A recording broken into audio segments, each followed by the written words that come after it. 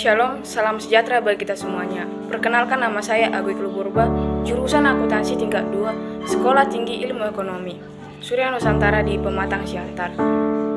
Dengan dosen pengajar, Pendeta Joseph Sianipar dengan mata kuliah Roh Nubuat. Di video kali ini, saya akan menjawab pertanyaan mengenai terang besar dan terang kecil pada bab 40. Sebagai pertanyaan pertama, apa pendapat Nyonya Ellen G. White mengenai terang besar dan terang kecil?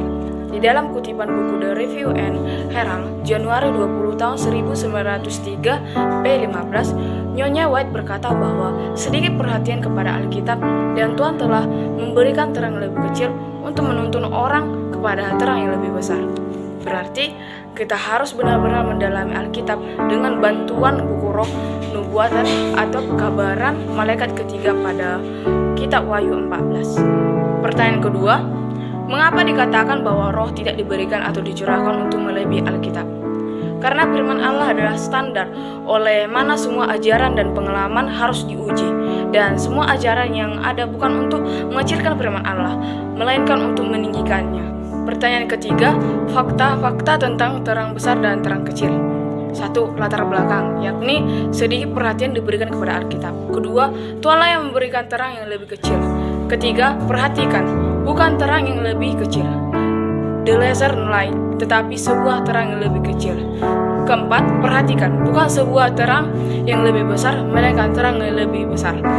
Kelima, fungsi terang besar dan terang kecil adalah menuntun umat Allah. Pertanyaan keempat, ada beberapa pernyataan Nyonya Ellen G. White tentang Alkitab. 1. Seluruh Alkitab adalah firman Allah yang diilhamkan. Kedua, manusia harus berpaat pada Alkitab mereka. Ketiga, manusia harus percaya dan menuruti Alkitab agar tak seorang pun hilang. 4. Dalam Alkitab ditemukan penghiburan, tuntunan, nasihat, dan rencana keselamatan seterang cahaya matahari. Kelima, Alkitab cocok dengan kebutuhan semua orang kaya dan miskin, berpendidikan dan buta huruf, semua usia dan golongan. Keenam, kebenaran Allah ditemukan dalam firman-Nya. Ketujuh, tidak seorang pun perlu mencari di tempat lain kebenaran masa kini atau the precious truth. Kedelapan, Alkitab berisi segala yang seorang manusia perlukan untuk keselamatan. 9. Alkitab memaparkan pola kehidupan Kristen. Pertanyaan kelima, apa ciri-ciri umat sisa?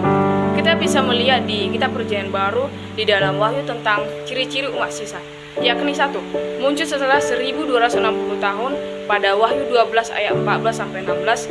Kedua, menuruti hukum Allah pada Wahyu 12 ayat 17. Ketiga, memiliki kesaksian Yesus pada Wahyu 12 ayat 17. Keempat, menang oleh darah anak domba pada Wahyu 12 ayat 11. Kelima, muncul bersamaan dengan munculnya binatang dari bumi. Keenam, mempunyai pekabaran Injil yang kekal pada Wahyu 14 ayat 6. Ketujuh, misi global pada Wahyu 14 ayat 6. Kedelapan, bukan Babylon. 9, ini adalah umat sisa yang terakhir. Ke-10, mengabarkan sembah Allah. 11, pribadi-pribadi ada kelemahan. Ke-12, ada panggilan bertobat kepada pribadi-pribadi. Ke-13, Yesus tetap ada di dalamnya. Sampai disinilah video pertanyaan dan penjelasan tentang terang besar dan terang kecil yang dipaparkan oleh Nyonya Ellen G. White. Mohon maaf bila ada kesalahan kata. Kiranya Tuhan memberkati kita semuanya. Shalom.